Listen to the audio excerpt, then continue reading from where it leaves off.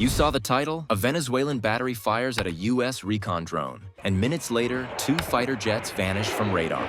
You're in the right place. Here's what we'll unpack next. The contested electromagnetic maze Venezuela built with Russian radar and Chinese relays, the U.S. carrier group's sudden jump in readiness, and the narrow timeline between the trigger pull and the radar blackout. Stay with me as we map the exact sequence and the capabilities in play, because the mystery of those missing tracks points to a countermeasure you're not supposed to see, but need to understand. Before we move on, please take a moment to subscribe to the channel and like the video. Why did a routine reconnaissance pass trigger a knife fight across air, sea, and spectrum within minutes? Because the flight wasn't routine. Once it crossed the invisible lines both sides treat as hard boundaries. The MQ-9 Reaper held a broad racetrack just off the Venezuelan coastline, high enough to sip fuel and keep its sensors steady. Its wing-mounted pod scanned for emissions and surface movement, while the camera turret rode the horizon for persistent watch. The U.S. stance said international airspace. Caracas pointed to the Maiquetía flight information region and treated it as a defensive screen. Neither position changed the physics that followed.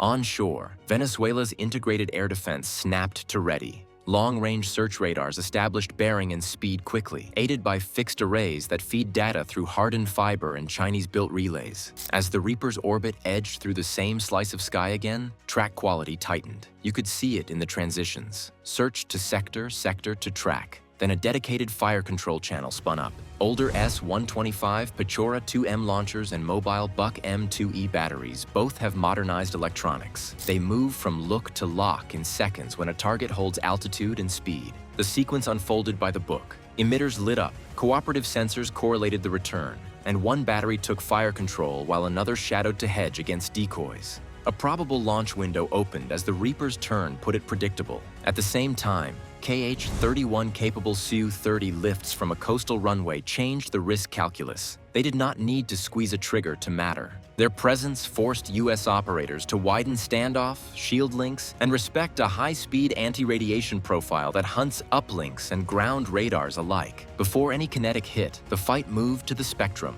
Noise crept into the control link, then spiked. A clean data stream turned grainy as uplink power had to fight through deceptive returns and shaped interference. The ISR payload began to show gaps. Moving targets froze, then jumped frames, and the camera lost steady hold. This is what contested electromagnetic space feels like. Digital radio frequency memory techniques can throw false echoes at the receiver while narrowband jammers sit on command channels. Even a robust satellite link struggles when the adversary stacks noise, pulses it at the right duty cycle, and forces automatic gain control to chase ghosts. We've seen versions of this near aviation boundaries elsewhere. Drones downed or forced down where air defense identification zones blend with flight information regions, and both sides cite different rights. The trap isn't a single missile.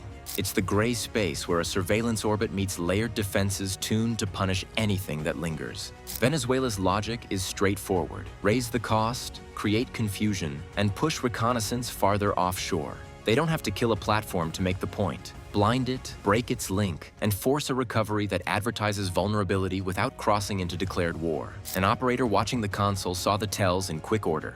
Telemetry turned spotty, control inputs lagged. Nearby U.S. aircraft and ships started logging abrasive radar modes, tight beams, aggressive tracking, and unusual waveforms crowding the band. The Reaper went quiet, not as a fluke, but as the product of a woven defense that mixes old launchers with new brains and disciplined spectrum play. So when we talk about a contested electromagnetic maze, it looks like this in practice. Coordinated radar timelines, relays that keep tracks coherent, emitters that hand off cleanly, and jammers that don't just shout, they impersonate. The drone's loss fit that pattern. It was engineered, measured, and reversible the moment the orbit ended. The silence was step one. Minutes later, the air got stranger when 2 fast tracks blinked out just as a U.S. carrier group shifted its posture. 2 fighter tracks vanished minutes after the drone went silent. Was it a shootdown, a spoof, or something deliberately made not to be seen? The window is razor thin.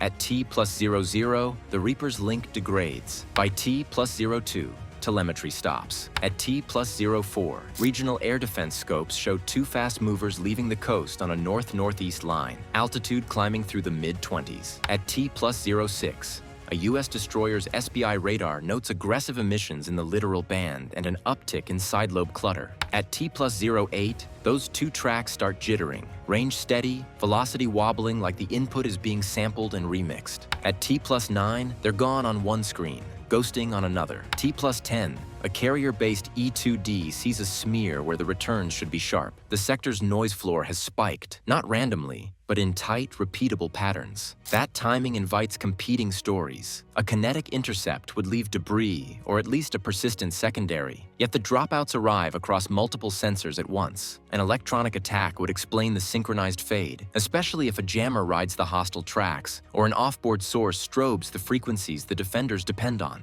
Radar deception is the quiet third option. Feed false range gates. Drag the track, then cut it, so every operator thinks the target turned cold or fell out of the sky. The spiking noise floor hints at a deliberate curtain. It rises with each attempted lock and peaks just as the tracks disappear, which is the exact moment to blind a shooter and deny a follow-up shot. US countermeasures have a rhythm when seconds matter. First, standoff jamming from an EA-capable aircraft spreads a blanket over fire control bands, forcing enemy radars to widen filters and lose precision. Second, a network attack pokes at radar nodes and their data links, creating latency that looks like poor maintenance. Third, deceptive returns, often DRFM-based, send back a perfect copy of the radar's own pulse, shifted enough to move the target in the enemy's picture. A submarine or surface combatant can add cooperative effects, narrow, high-power bursts timed to the hostile radar's PRF, or a towed decoy radiating a signature that steals the lock. When stacked, these moves don't just hide aircraft. They make the other side doubt what their screens show. Modern EW is built to mimic natural failure. Track dropouts can match what a mechanic would expect from a failing inertial unit or a pilot dumping altitude to reset a radar. In documented confrontations between NATO and Russian assets, DRFM jamming has made tracks flicker, jump, then vanish, only to return miles away as if a jet had leaped through space. That is the trick. Make the lie look like turbulence in the data, not a magic trick. You can read the Gerald Ford strike group responding by posture, not press release. Flight deck tempo rises, more engines turning, shorter cycles on the catapults. Combat air patrols rotate tighter. Refueling brackets adjust so fighters sit closer to the probable threat lane. E2D orbits slide wider and higher to cut through ground clutter and sniff out deceptive emitters. Escorts that carry tomahawks shift into a geometry that signals reach without pointing a bow toward shore. It is a ladder of moves that says deterrence while keeping the legal threshold low.